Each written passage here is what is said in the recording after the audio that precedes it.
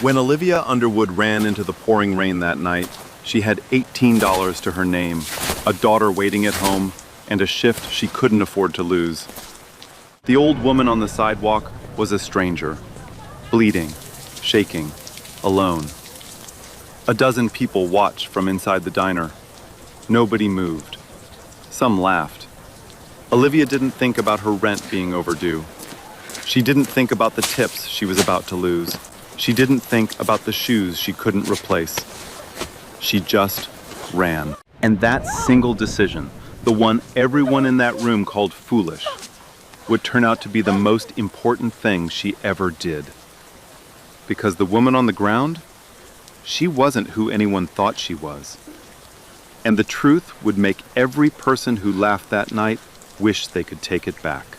But before any of that, before the truth came out, before the cameras, before every person in that diner went silent with shame, Olivia Underwood was just trying to survive another week.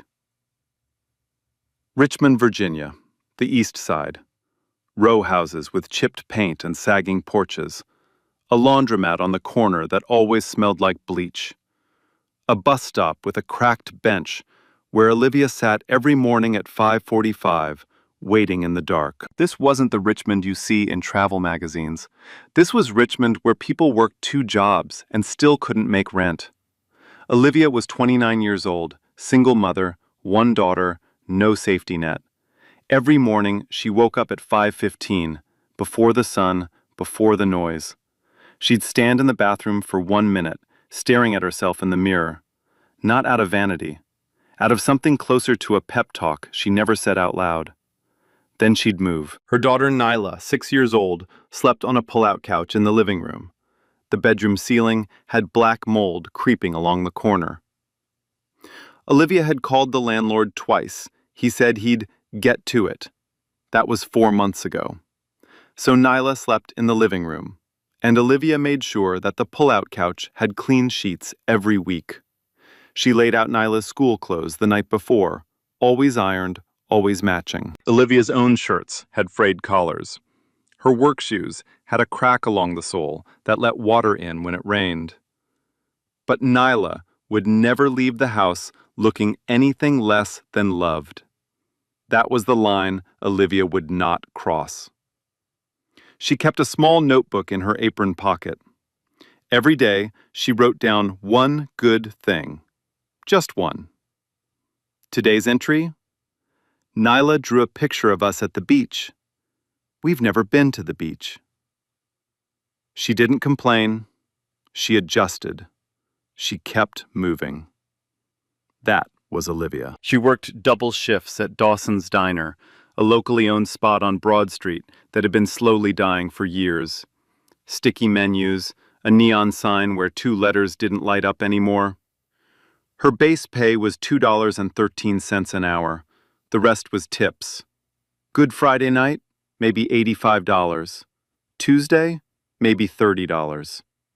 She was behind on electricity by 2 months. She owed her landlord $1,200 in back rent. Deadline, end of the month. After that, she didn't know what would happen. She'd applied for 3 other jobs that month: a hotel front desk, a grocery cashier, a daycare opening where she could bring Nyla. None called back.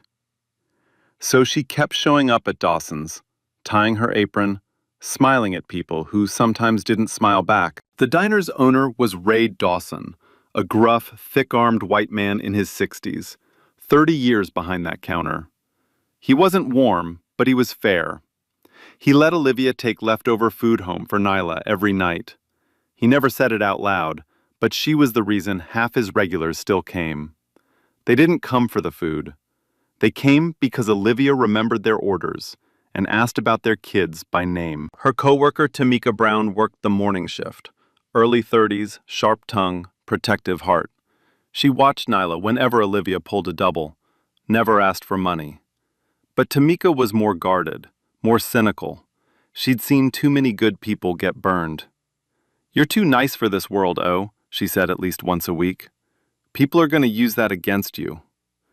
Olivia always gave the same answer. Being nice is free, T. Nyla was the brightest part of everything. Curious, creative, always drawing, on napkins, on receipt backs, on homework margins. She'd been asking about a school art program for months, $200 per semester. Olivia hadn't said no. She kept saying, "We'll see, baby." At night, after Nyla fell asleep, Olivia sat at the kitchen table with a napkin and a pen. Rent, electric, bus pass, groceries, babysitter.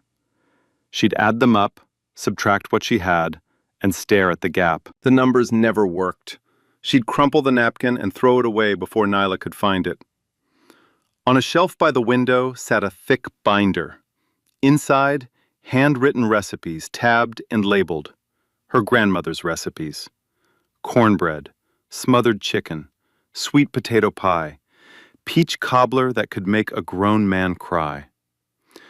Olivia had once dreamed of opening her own catering business. She used to talk about it all the time, back when dreaming still felt allowed. She hadn't opened that binder in months. It sat there, collecting dust, waiting for a life that hadn't arrived yet. That Tuesday evening, Olivia arrived for her night shift. It was raining. She'd forgotten her umbrella. 3 blocks from the bus stop to the diner, she walked every step in the downpour, her cracked shoes squeaking on the tile when she finally got inside. She hung up her jacket, tied her apron, looked out at the half-empty room, took a breath. All right, let's go. It was supposed to be a nothing shift. 4 tables, bad tips, home by 10.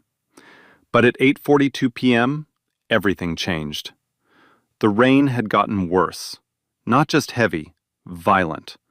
The kind of downpour that turned gutters into rivers and made headlights blur into streaks of white. It drove people off the streets and into whatever door was closest. That's how Dawson's Diner ended up full on a Tuesday night. 12 customers, maybe 13. More than Olivia had seen on a weeknight in months. Craig Bellows was at his usual stool, a loud, thick-necked white man in his 40s who came in 3 times a week. The kind of guy who snapped his fingers to get your attention and never tipped more than $1. He was halfway through a burger, talking too loud about something nobody asked about. Diane Sutton sat in a booth near the back with a friend, mid-50s, thin lips, the type who looked at you over her glasses like she was grading your performance. She ordered 1 coffee and nursed it for an hour. A young couple sat by the window, a family of 3 near the door, a man eating alone in the corner. Normal night, normal people, nothing worth remembering. Then Olivia heard it. A sound from outside. Sharp, short. The kind of cry that cuts through rain and glass and conversation. Because it's real. Not a shout, not a scream. Just a single, broken note of pain from someone who wasn't used to making noise. Olivia looked up from the ketchup bottles she was refilling. Through the rain-streaked window, she saw her. An elderly white woman, thin, elegant even on the ground, lying on the wet sidewalk just outside the diner. Camel-colored wool coat, now soaked dark. Pearl earrings catching the streetlight. Her wrist was bent at a wrong angle, pressed beneath her. Her handbag had split open on impact. A wallet, prescription bottles, reading glasses, and a leather-bound notebook were scattered across the wet pavement. She was trying to get up. She couldn't. Olivia's hands stopped moving. Outside, a man walked past the woman. He looked down, looked away, kept walking. A couple across the street paused for a second, then turned the other direction. A younger guy, maybe mid-20s, pulled out his phone, not to call for help, to record. Inside the diner, people were watching. The couple by the window stared through the glass. Craig Bellows glanced out, chewed his burger, looked back at his plate. Diane Sutton leaned toward her friend and said, "Someone should probably call someone." Neither of them reached for a phone. A man near the door squinted through the rain. "She's probably drunk," he muttered. Nobody moved. The old woman's hands, shaking, bleeding from the palm, reached for something on the ground. Not the wallet, not the phone, the leather notebook. She pulled it to her chest and held it there, even while lying in the rain, like it was the only thing that mattered. Olivia watched for 3 seconds, maybe 4. Then she grabbed a clean towel from behind the counter and headed for the door. Ray looked up from the register. "Olivia, you're on the clock!" She didn't stop. She pushed through the front door and ran into the rain. And that's when the laughing started. Craig Bellows watched her go and snorted loud enough for the whole room to hear. "There she goes again, Captain Save-A-Stranger." Diane Sutton shook her head. That girl is going to ruin her shoes for some random woman who probably has family coming to get her. A man at a nearby table laughed. "She can barely pay her own bills, and she's out there playing paramedic?" Craig again, louder this time. "Somebody tell her she's a waitress, not a social worker. My coffee's getting cold." Laughter rippled through the diner. Not just one person, not just a chuckle. Multiple people, laughing together, the way people do when they've decided someone is beneath them. The kind of laughter that says, "You don't matter, and what you're doing doesn't matter either." One customer leaned toward another. "She's always doing stuff like this. Too nice for her own good. That's why she's still serving tables at 29. Through the glass, they could see Olivia kneeling on the wet sidewalk, rain hammering her back, trying to help a woman she'd never met. And they laughed. But what nobody in that diner knew, what nobody even thought to wonder, was who this old woman actually was. Not the wallet on the ground, not the pearl earrings, not even the leather notebook she held like it was worth more than everything else combined. They didn't see the black SUV with tinted windows that slowed down at the far end of the block. It paused for a few seconds. Then it drove on. Nobody noticed. But someone was looking for her. Inside the diner, they were still laughing. Outside in the rain, Olivia had no idea that what she was doing, on her knees, soaking wet, helping a woman she'd never met, was being watched by more people than she could imagine. But right now, none of that mattered. The only thing that mattered was the woman on the ground. Olivia knelt beside her on the wet pavement. The rain was coming down so hard it stung her skin. She leaned close and spoke softly, the way you talk to someone who's scared and trying not to show it. "Ma'am, my name's Olivia. I'm right here. Don't try to move yet, okay?" The woman looked up. Her eyes were wide, frightened. Not the kind of frightened that comes from pain. The kind that comes from being helpless when you're not used to it. Olivia draped the dry towel over the woman's shoulders. She gently took her wrist, swollen, bruising fast, but the skin wasn't broken. She held it still and steady. "I think your wrist might be hurt pretty bad," Olivia said, "but you're going to be okay. I'm not going anywhere." The woman's voice came out thin, shaking. "My things, my bag, is everything?" "Everything's right here." Olivia was already gathering the scattered belongings off the wet ground.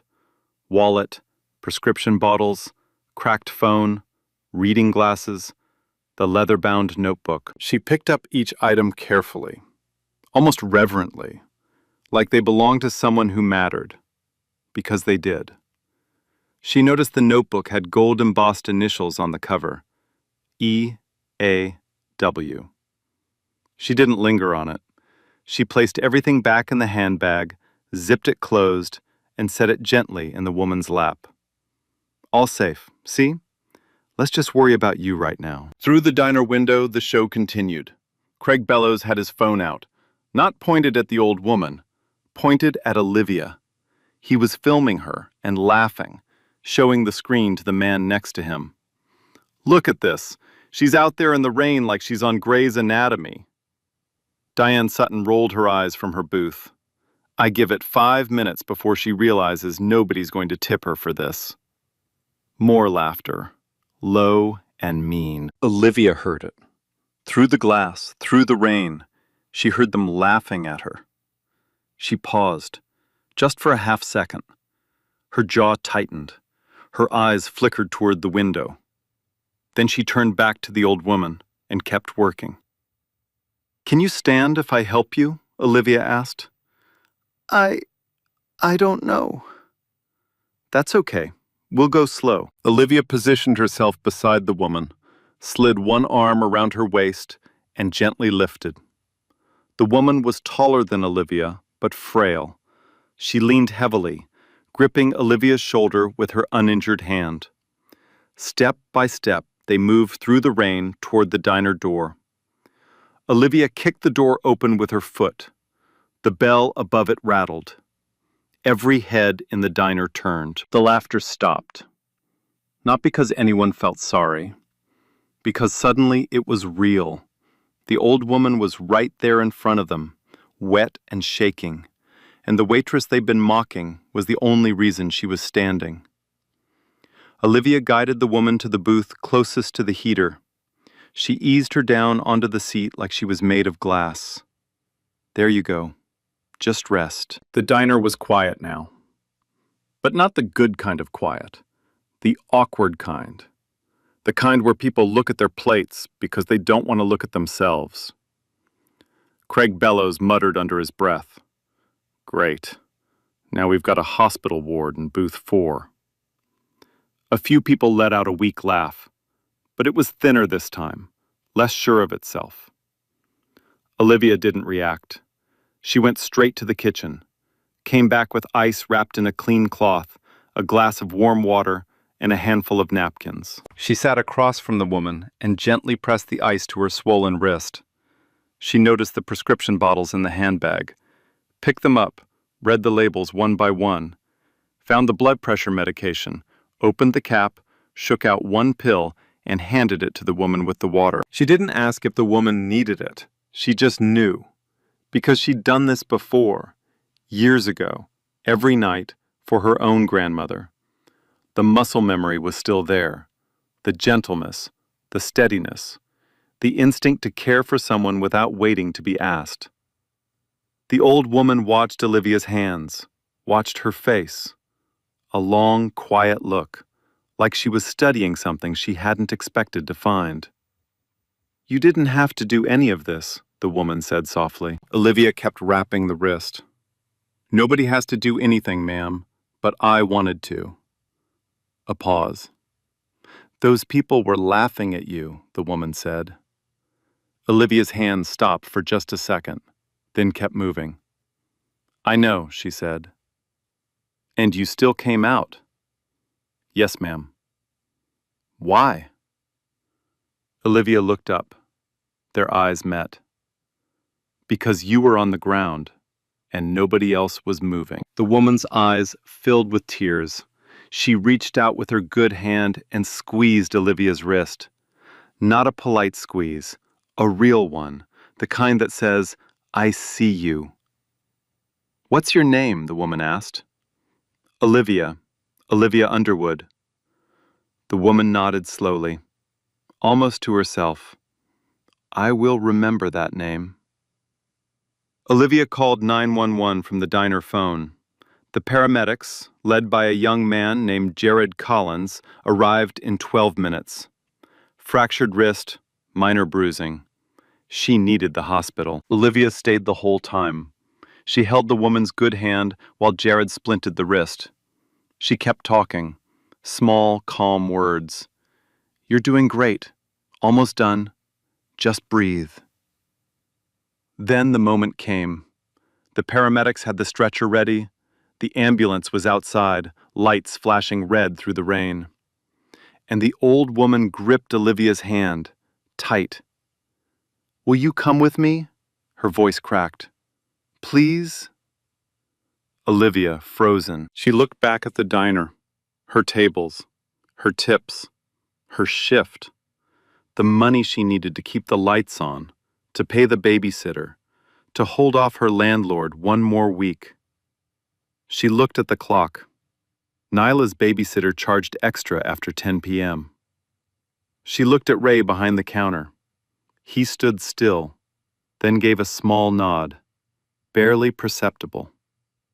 She looked at this woman she'd met 30 minutes ago, scared, alone, holding a leather notebook to her chest like it was the last thing she had. Olivia climbed into the ambulance. As the doors closed, Craig Bella's voice cut through the diner one last time.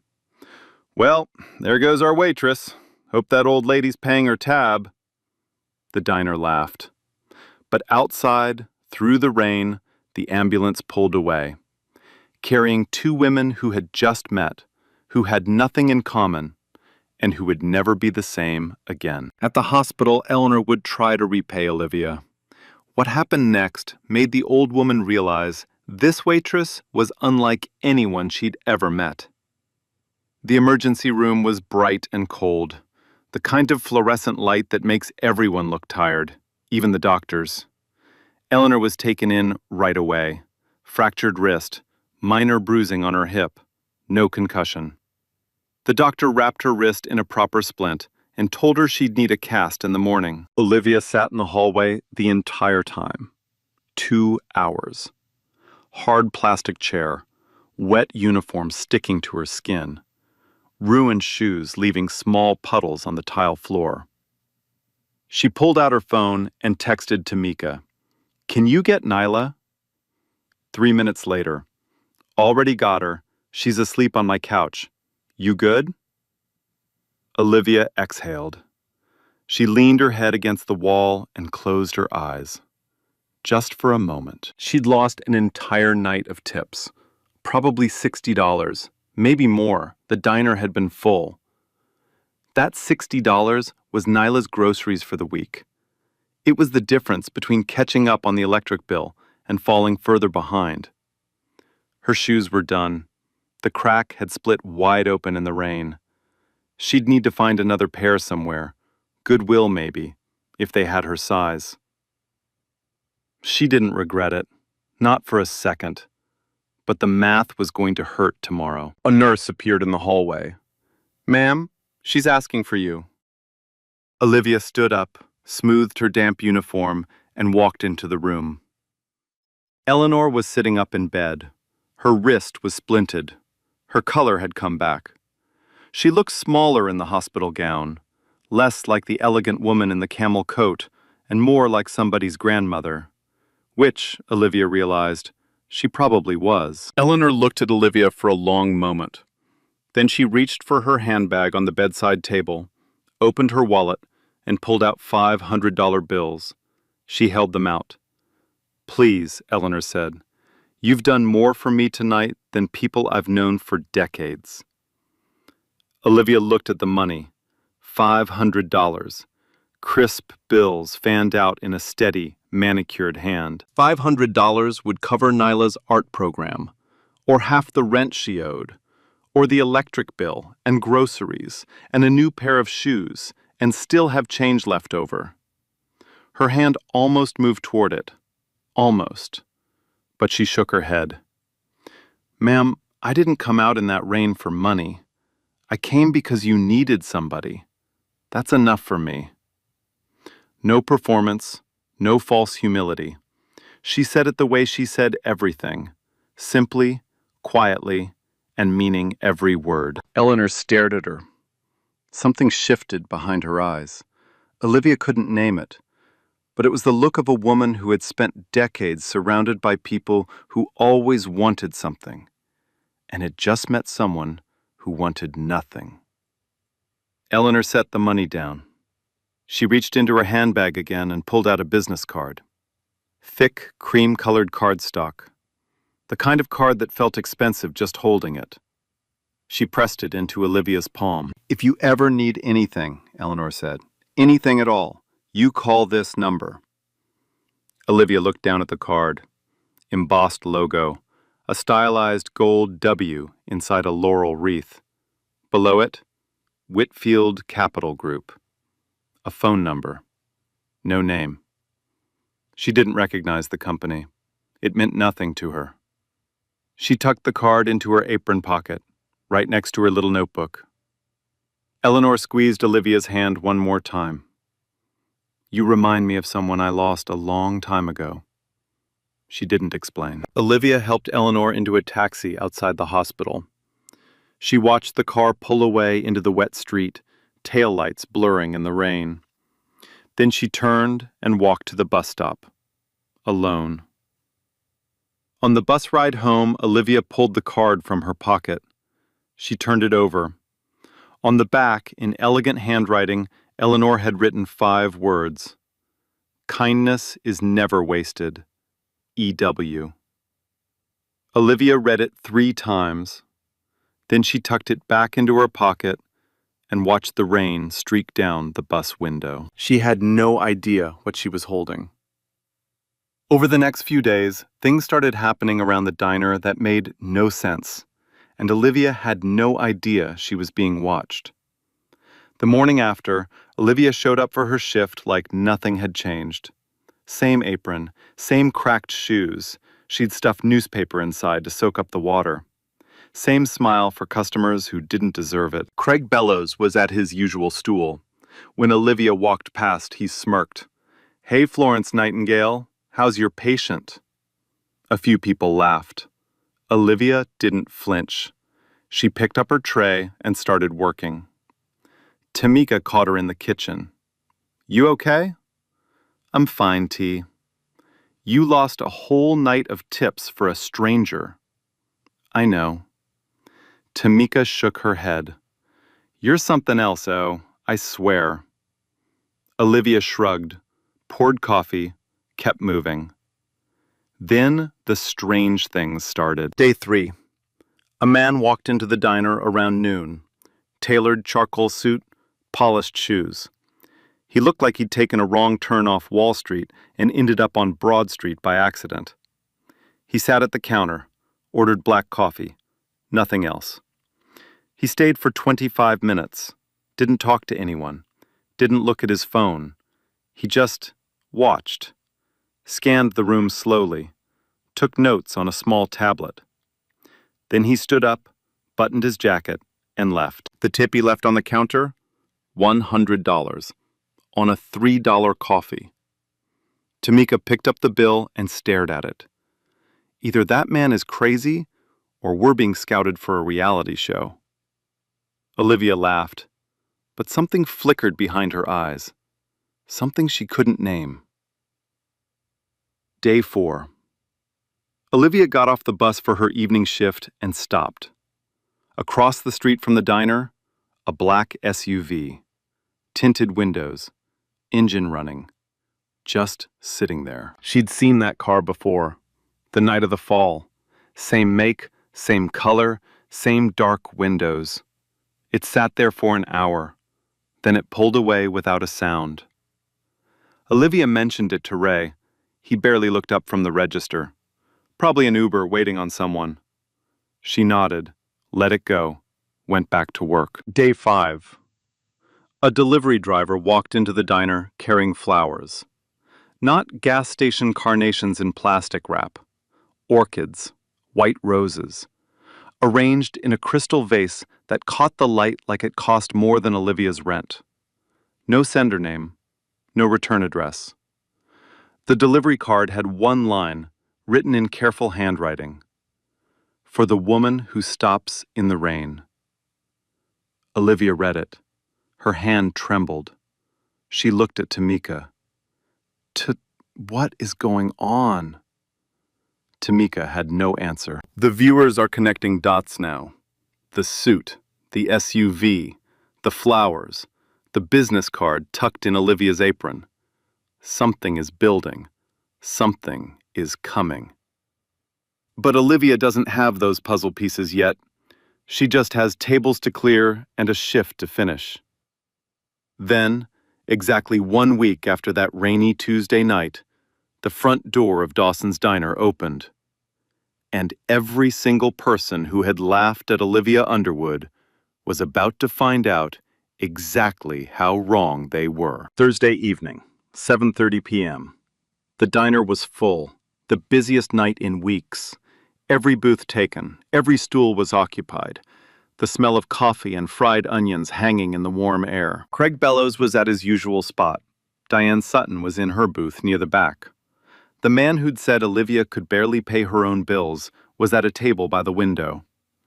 Several of the same customers who had watched Olivia run into the rain and laughed were sitting in the same seats they'd been in 7 days ago. The diner was loud, normal, unremarkable. Then the door opened. A woman stepped in first. Charcoal blazer, black heels, hair pulled back tight. She held the door open and stepped to the side like she was clearing a path. Behind her, a man, mid-50s, silver-templed, navy overcoat. He walked the way people walk when they're used to rooms adjusting to them. Not arrogant, just certain. The kind of presence that changes the air before he says a word. Behind him, 2 more people in dark professional attire, and behind them all, a woman in a camel-colored coat, pearl earrings, wrist in a cast. Eleanor. But she didn't look like the woman on the sidewalk, not anymore. She walked with her chin level and her shoulders straight, unhurried, composed. The kind of quiet authority that doesn't need to announce itself. The diner went still, not because anyone recognized them, but because these people did not belong here. The suits alone probably cost more than the diner's weekly revenue. Every customer felt it. Every eye turned toward the door. Olivia was carrying a tray of drinks to table 6 when she saw her. Her face changed instantly. The tray went down on the nearest counter. She crossed the room, not running, but fast, and reached for Eleanor's hands without thinking. "Ma'am, oh my goodness, how's your wrist? Are you okay?" Eleanor smiled. Not a polite smile, a real one, deep and warm and full of something that looked a lot like gratitude. "Much better," Eleanor said, "because of you." The man in the navy overcoat stepped forward. He extended his hand. "Miss Underwood? My name is Graham Whitfield. Eleanor is my mother." Olivia shook his hand. Polite, confused, the name meant nothing to her. "I'm the founder and CEO of Whitfield Capital Group." Olivia blinked. Her hand drifted to her apron pocket. She pulled out the business card, the one Eleanor had given her at the hospital. Cream-colored, gold-embossed W with a laurel wreath. She looked at the card, looked at Graham, looked at Eleanor. The logo matched. Behind the counter, Tamika had already pulled out her phone. Her thumbs moved fast. She typed Graham Whitfield into the search bar and hit enter. Her eyes were wide. She leaned across the counter and whispered, but not quiet enough. "Oh, he's worth $4 billion. A customer at the nearest stool overheard. He turned to the person next to him. That person whispered to the next table. The information moved through the diner like a current, fast, electric, unstoppable. $4 billion.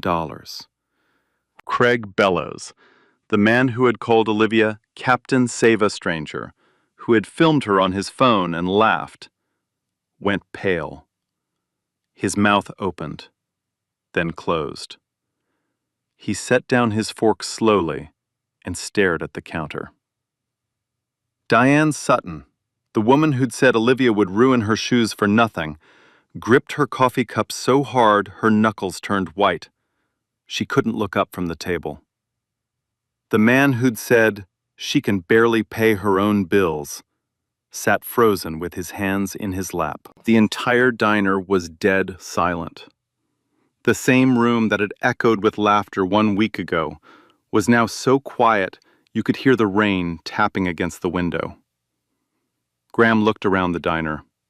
Slowly. He made eye contact with one person, then another, taking his time. 1 week ago, he said, my 82-year-old mother fell on the sidewalk right outside this diner. She was hurt, she was scared, and she was alone. He paused. I'm told there were over a dozen people in this room at the time. Silence. Not one of you helped her. Craig Bellows stared at his plate.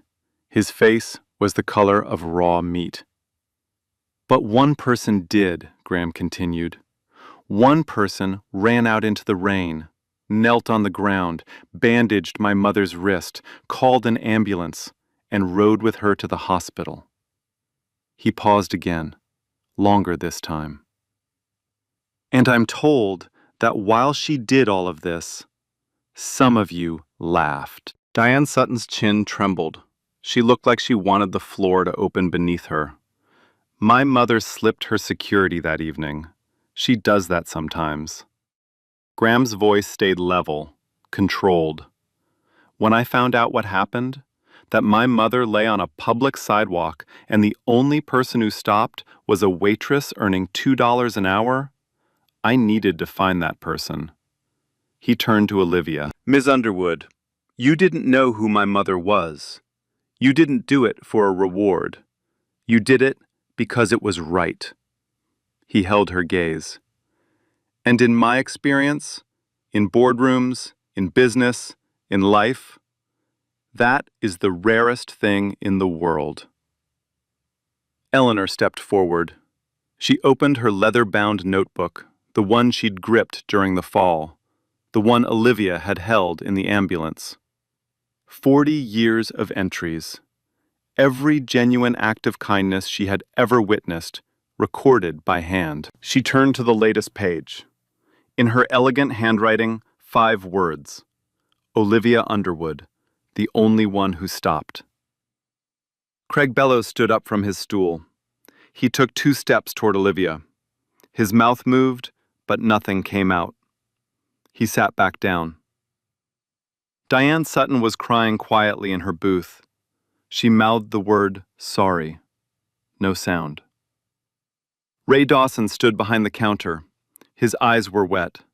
He didn't say a word. And Olivia, standing in the middle of the diner she'd worked in for years, surrounded by the people who had laughed at her, didn't say anything either. She just held Eleanor's hand. But this wasn't the end of the story, not even close, because Graham Whitfield hadn't driven across the state to say thank you. He'd come to do something much bigger. Olivia thought this was the end of the story. A rich man saying thank you for helping his mother. A handshake, maybe a few kind words. Then everyone goes home.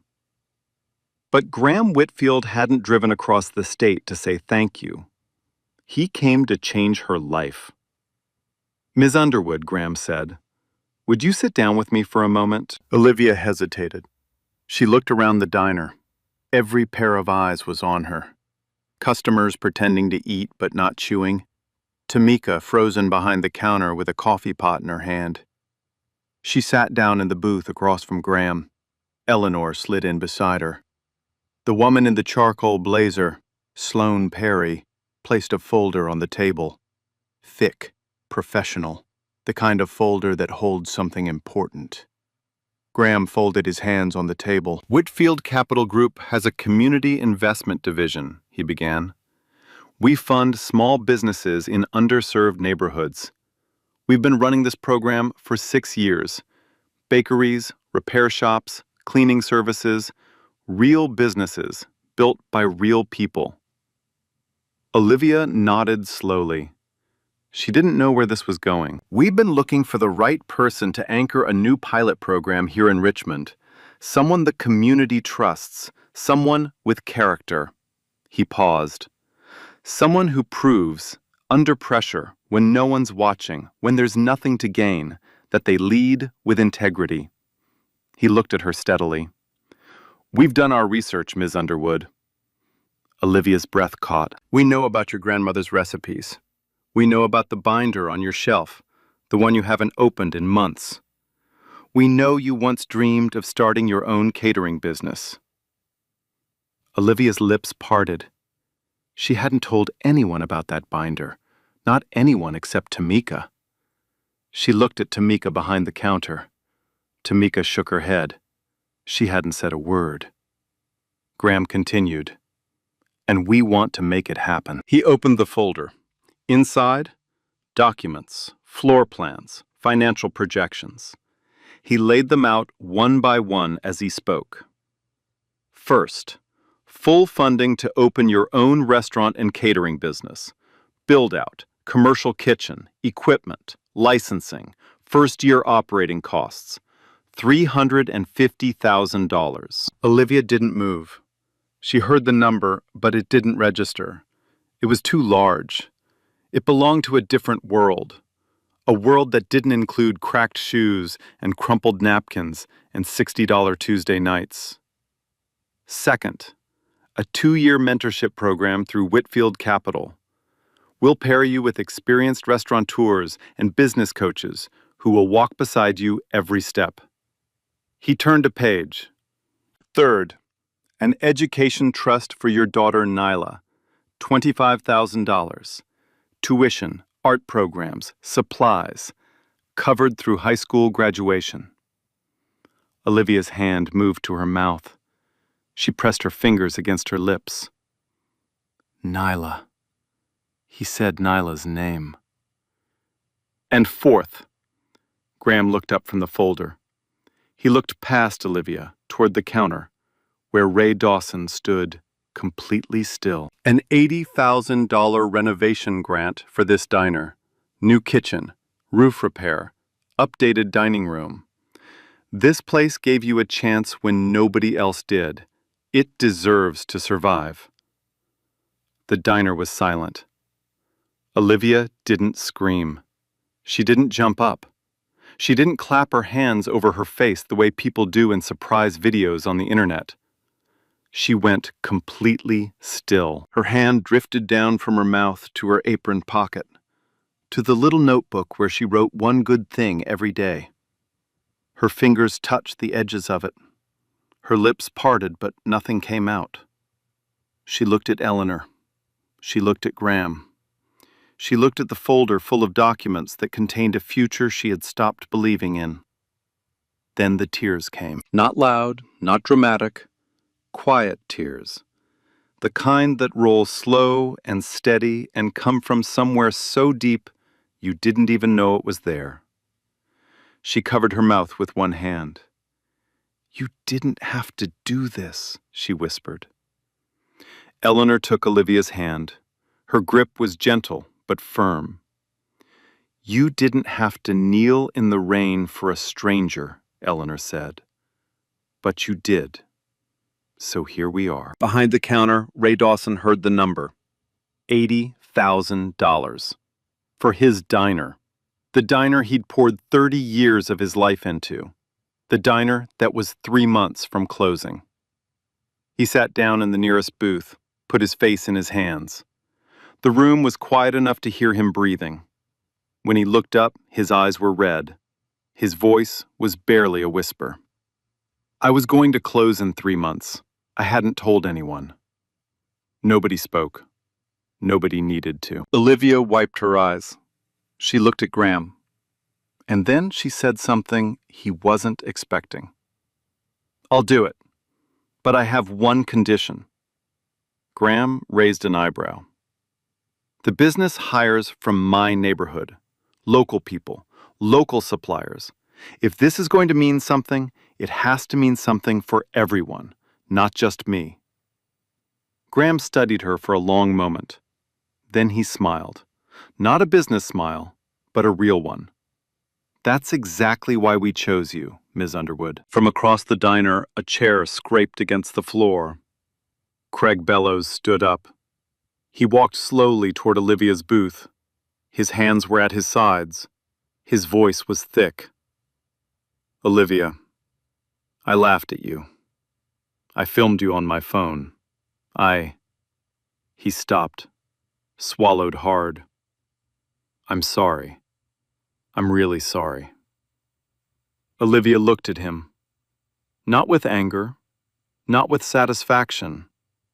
She looked at him the way she looked at everyone, steady, warm, and without a single trace of cruelty.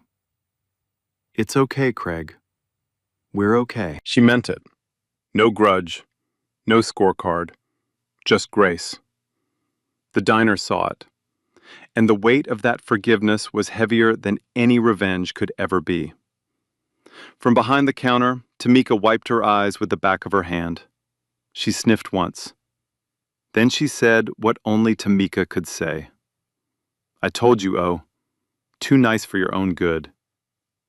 Beat. You better make me the manager. The diner laughed, but this time it was different. This time it was warm. The kind of laughter that doesn't tear down, the kind that heals. 6 months later, the block where Olivia used to walk in the rain to catch the bus, you wouldn't recognize it. It started with the diner. Dawson's Diner closed for 3 weeks for renovation. New kitchen, new roof, the one that had been leaking since before Olivia started working there. Fresh paint on the walls, updated booths, a new sign out front. But Ray kept the original name. He said the name wasn't just a sign. It was a promise. 30 years of showing up. He wasn't about to erase that. Behind the counter, Ray hung a framed photograph. Olivia and Eleanor, taken the night of the offer. Olivia in her stained apron, eyes still red from crying. Eleanor beside her, cast on her wrist, smiling like she'd just found something she'd been looking for a very long time. The local news picked it up first. Andrea Moore from Channel 12 Richmond ran a 3-minute segment. She called it The Waitress Who Stopped.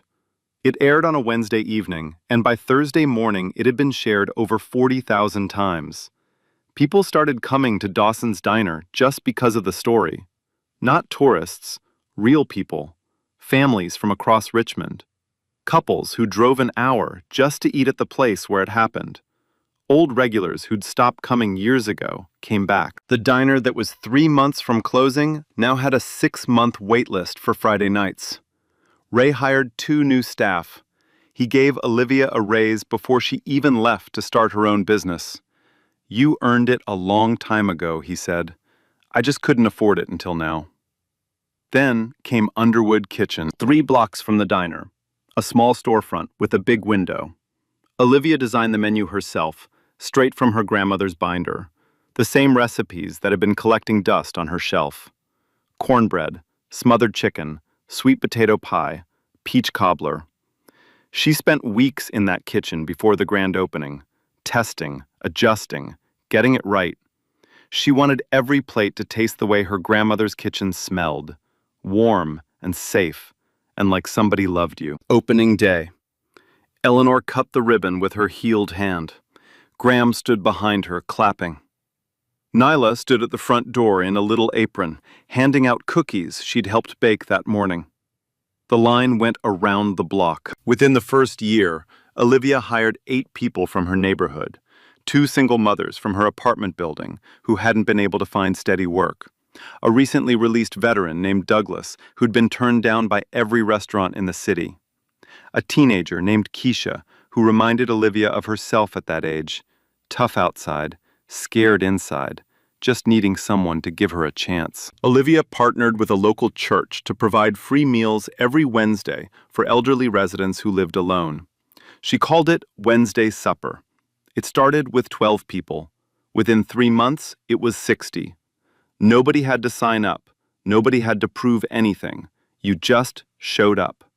And Olivia fed you. Nyla enrolled in the art program, the one that cost $200 a semester. The one Olivia had kept saying, "We'll see" about. Her first project, a watercolor painting of her mother kneeling in the rain, helping a woman she didn't know. It won a school-wide award. Olivia framed it and hung it in the restaurant, right by the front door. Every customer who walked in saw it first. Whitfield Capital expanded the pilot program to 3 more cities, Charlotte, Baltimore, and Memphis. They named it the Underwood Initiative. Olivia didn't ask for that. Graham insisted. People need to know where this started, he said. They need to know a name. Craig Bellows became one of Underwood Kitchen's most loyal customers. He came in every Saturday. He never talked about that night. But every weekend, he volunteered at the Wednesday supper program, setting up tables, carrying plates, cleaning up after. He never missed. Ray installed a board at Dawson's Diner, a pay-it-forward board, where customers could buy a meal for someone who couldn't afford one. Within 6 months, over 500 meals had been funded. The board was covered in handwritten notes.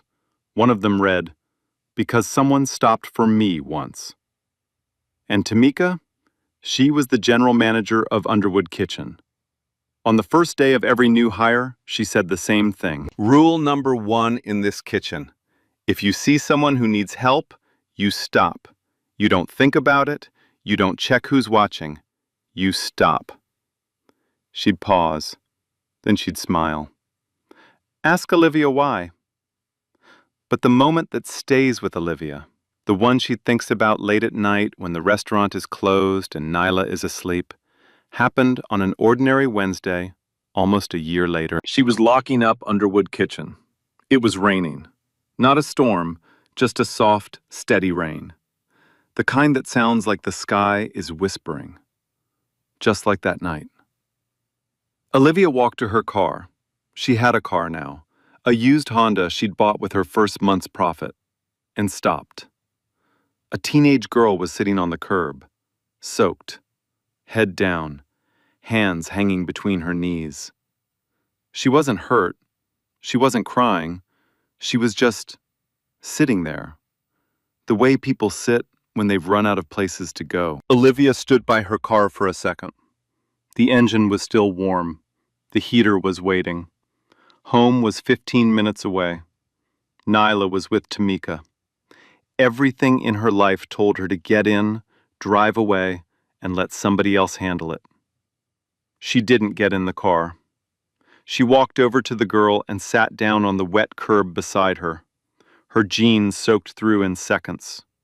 Rain landed on her shoulders, her hair, her hands, just like before. She didn't say anything at first. She just sat there. 2 people on a wet curb in the dark, breathing the same rain. Then, softly, "Hey, you okay?" The girl looked up, surprised, not because someone spoke to her, but because someone sat down. "You're sitting in the rain," the girl said. Olivia smiled. "Yeah, I've done it before." A pause. The rain filled the silence. "You want to come inside? Dry off? Eat something? No charge, no questions." The girl hesitated, looked at the dark restaurant, looked at Olivia. Then she nodded.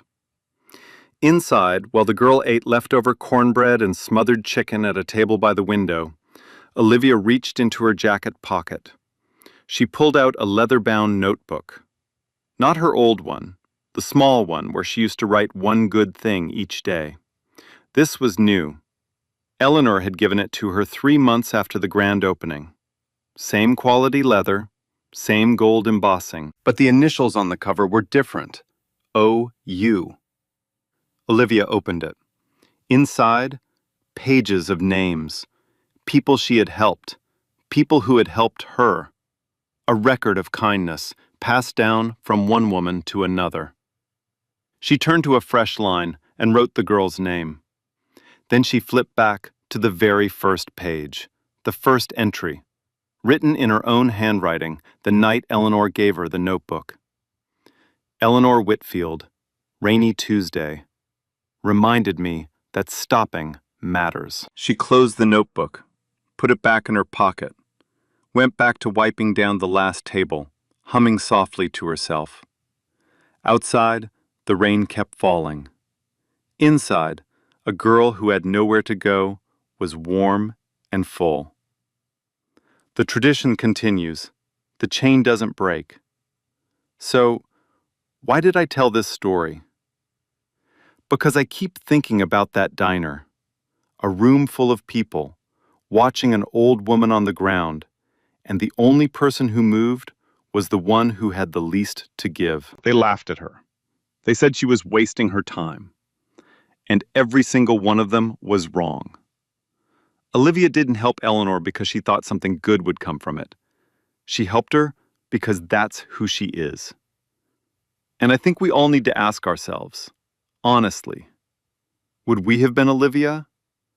Or would we have been one of the people at the table, watching through the window, convincing ourselves it wasn't our problem? Quiet kindness still exists, but it won't survive if we keep laughing at the people who practice it. If this story hit you the way it hit me, leave a like, share it with someone who needs to hear it today. And if you haven't subscribed yet, go ahead and tap that button. I'll see you in the next one. A whole room full of people, and the only one who moved was the woman making $2 an hour. Everyone else watched through the window and laughed. But here's what gets me about Olivia.